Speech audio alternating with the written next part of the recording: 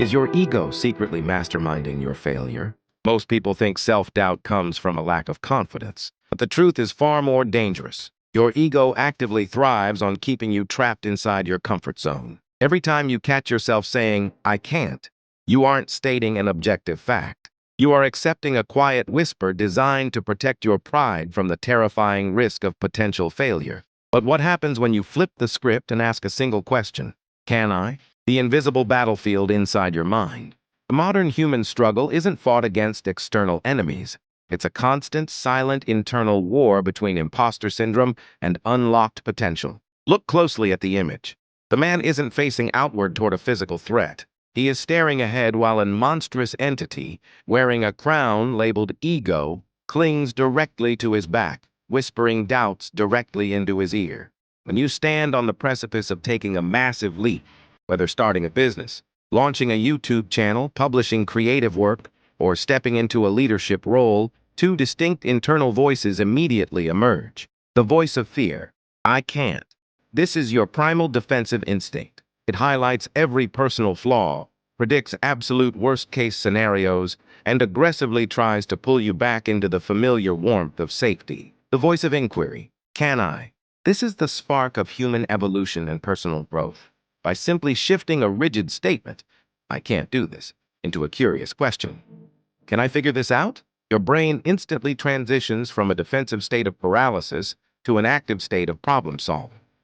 2. Why your ego wants you stagnant. We often mistake ego for arrogance or overconfidence, but in psychological terms, the ego is a rigid self-image designed to protect your identity. It fears failure, judgment, and rejection far more than it desires success. Your ego would much rather keep you quiet, passive, and predictable than let you risk looking foolish. To maintain control, it weaponizes past mistakes, exaggerates your flaws, and whispers comfortable lies. You aren't skilled enough yet.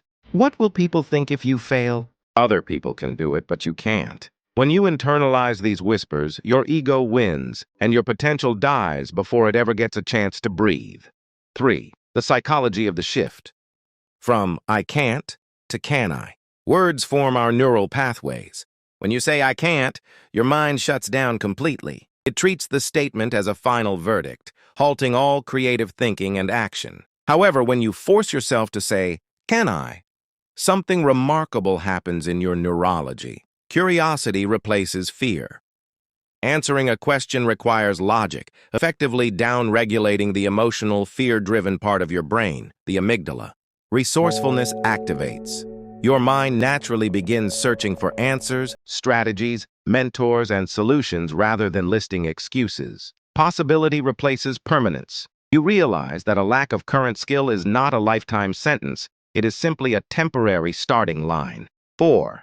4 actionable steps to defeat the ego and overcome imposter syndrome. 1. Acknowledge the whisperer. Recognize that the voice of self-doubt is not your core identity. It is merely your ego trying to protect itself. When fear arises, treat it as an indicator that you are pushing beyond your comfort zone. 2. Reframe statements into questions. Every time you catch yourself declaring a limit, "I can't edit videos," "I can't speak publicly," rephrase it immediately. "How can I learn to edit videos? How can I practice public speaking?" 3. Decouple identity from outcome. Failure is an event, not an identity. You are not a failure because a project didn't work. You are simply an experimenter gathering useful data for your next attempt. 4. Commit to micro-actions. Anxiety thrives in stillness, but action dissolves doubt. You don't need 100% confidence to begin. You only need enough momentum to execute the next immediate step. Stop letting your ego write your final story. The difference between where you are today and where you want to be comes down to one choice: listening to the whisper that says, "I can't," or having the courage to ask, "Can I?" If you're ready to break free from self-limiting beliefs, defeat imposter syndrome, and master your mindset, hit the subscribe, follow button right now. Drop a comment below. What is one major goal your ego has been telling you "I can't" achieve? And what is one small step you will take today to prove it wrong?